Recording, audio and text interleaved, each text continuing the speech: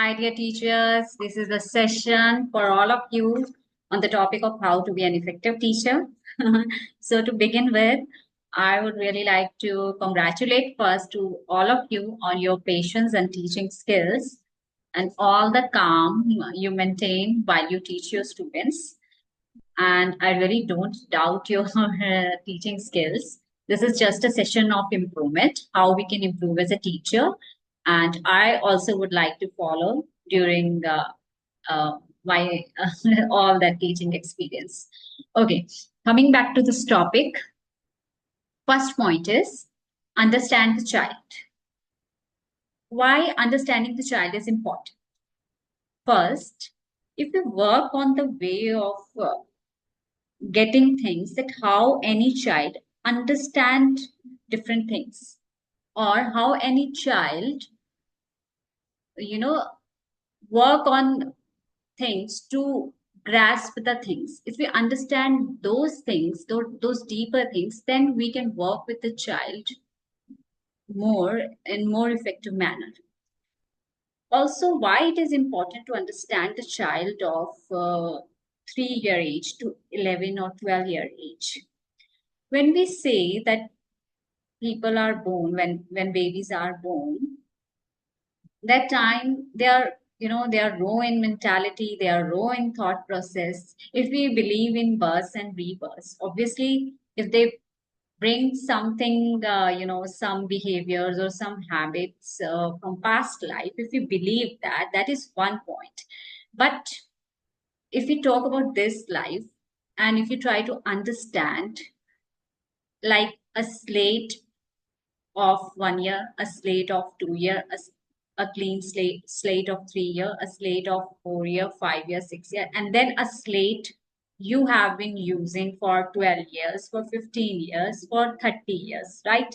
If you try to understand any human being like that slate or like that board, then you get it that it is more complex to understand your own friend or co-worker or any auntie or uncle of the society, you know, due to slate being used for many years, right?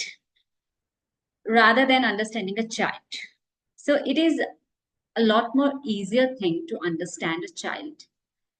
And I think that when we try to understand the child with that kind of intention, that we could be able to devise the teaching strategy for them.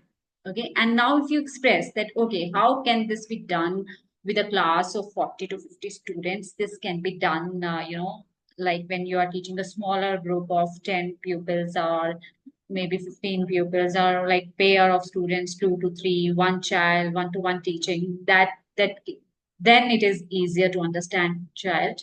But it's not easy to understand children when there is a class of 40 students, right? I would say when you get a class, you have to teach that class for a year almost, right? So if you work the initial months, 1 to 2 months, every 14 to 15 minutes, 10 to 15 minutes, right? If you spend time in that manner, that you really like to understand the child, then it will be very easy for you to teach that class for your whole year. That is why understanding each child is very important and also useful for you to adopt various teaching styles. Now, second point, remain free from prejudices and check what you can do for the pupil. It's good to take feedback about a child from her or his parent, and also to take feedback from other teachers who have taught that child in the past or maybe in the same year but a different subject. It is fine to take the feedback, but at the same time, teachers, I would really like to recommend here that don't be rigid on that feedback or the notions you have heard about the child, right? Like this is the strength and this is the weakness, or this is the improvement area, or this is the certain behavior, of that child in that particular class, or certain behavior of the child in home, at home, right? Because how children work, I mean, not only just, it's not just about their behaviors or their habits or their weaknesses. Sometimes they respond or react also according to the chemistry of happening in between, chemistry of what? Between that teacher and child, and the parent and child, family and child, right? That chemistry works here, and that is why the child is reacting or responding in a certain way, in some kind of behavior or habit or any weakness or any improvement area, or also in terms of strengths. So that is why you as individual, you as a teacher, you don't go by the prejudices what you are hearing about the child. Think, focus on your teaching process. Trust your teaching process. Trust that process, apply on the child. If you think it's not rendering the desired outcomes, or it is not materializing the outcomes which you think of, then you change the teaching style.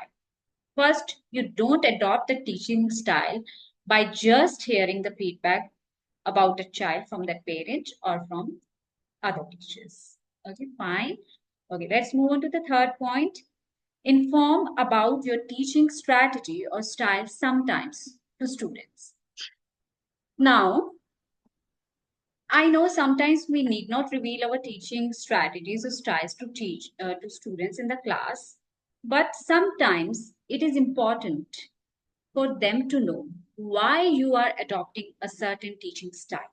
For example, you are mostly using pictorial representations or the board to explain things to your pupils, to your children, to your students. But now, today, you decide to dictate it more, to, uh, you know, to speak, to speak more from your mouth, and then ask them to write down side by side.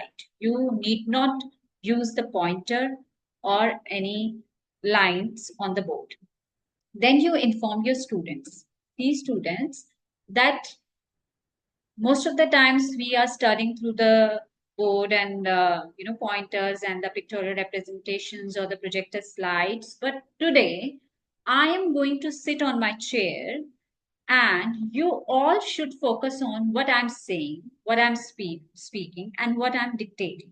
You need to understand the things by hearing only. You need to understand the things by just looking at me directly. Also, you need to note down side by side, right?